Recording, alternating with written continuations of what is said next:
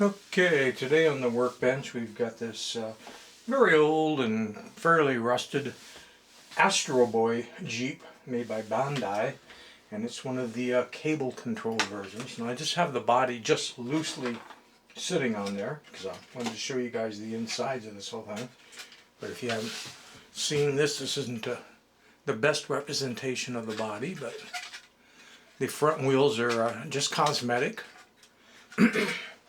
Set that there.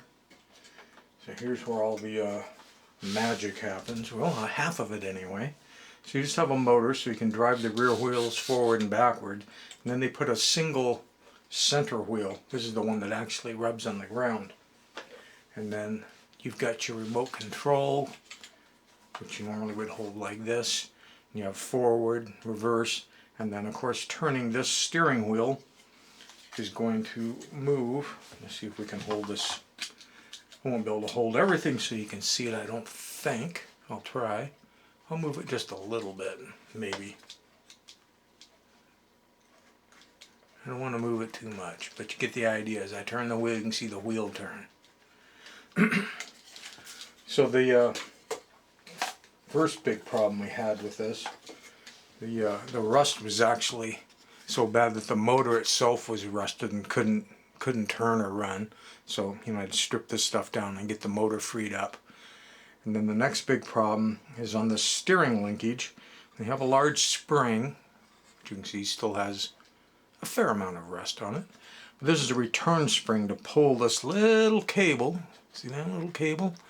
Keep that little cable pulled this way. The car's pulling the cable that way. The steering wheel pulls the cable back the other way. And then in order to get that little cable out of there, because the original one was rusted, and I tried cleaning it but he couldn't, so I had to order a new spring steel, actually we call it piano wire, cable to run through there. Strip off the old housing, put on a new vinyl housing, reroute the wires back through it, put in the new cable, lube all that stuff up, got the motor running. Then came back to the remote here. The cable, if the camera can focus on the inside, see that thing? If it focuses, it looks like a spring in there. The cable's running through the middle of that spring down to this red part, and this red part is geared. Unfortunately, this is all plastic. So as you turn this wheel, you move the red. Let's see if we can turn it and see it. See how that red piece moves? This spring you fight against when you turn the wheel to the left, which is when the cable is going towards the car. That's when the spring in the car is supposed to be pulling on the cable. But you're fighting against the spring tension here with a plastic wheel on a plastic axle with a plastic gear. It's very, very old and very scary to use now because you're afraid you're going to break it if you use it too much. So with the new cable in there, freed and lubed all that up, then the next problem I had, even though I had the motor working in this part, after I cleaned all the rust and everything up, power wasn't getting through the forward and reverse switches. And again, it came down to rust, and I don't know if the camera can see in there far enough.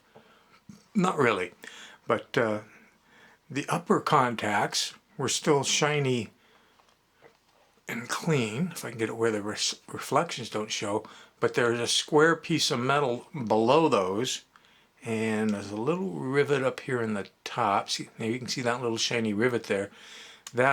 Those are aluminum, but they go into the battery box, and that one connected to this end of the battery, and this top rivet back here on this shiny piece of metal connected to the rear part of the battery.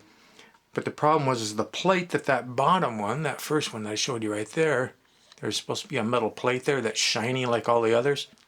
Rusted solid. I actually thought it was a piece of fiberboard. It was the same color as that fiberboard. I'm going, where's the contact? Well, that was the contact. There was just so much rust on it that it couldn't work.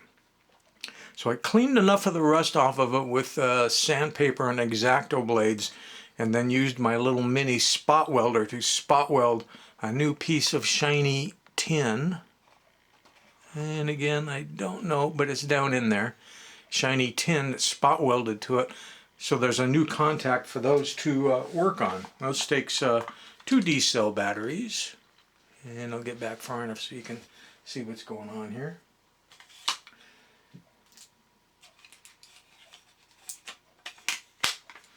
Like so.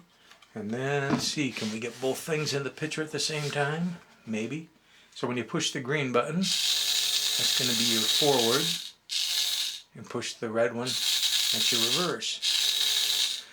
Now, I don't know if this room is big enough to do any sort of demonstration, but we're going to try. We're going to move this sucker down to the floor here. And let's get as much of the room in as possible. And keep in mind I can't see the toy and the camera at the same time. Alright, toy's in the picture. Got the button, because it moves quite quickly. So there's your forward and there's your reverse. I mean, it just really scoots right along. Now I'm going to turn the steering. Let's see. There you go. Look at that. Let's turn the steering the other way.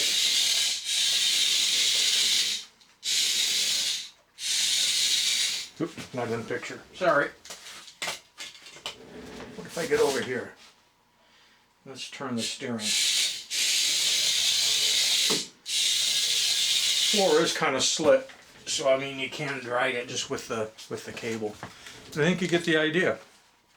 I don't think I'll take up the time on the camera to put the body on and bend the tabs, but in the opening picture, the screen grab picture will be of the toy with the body on.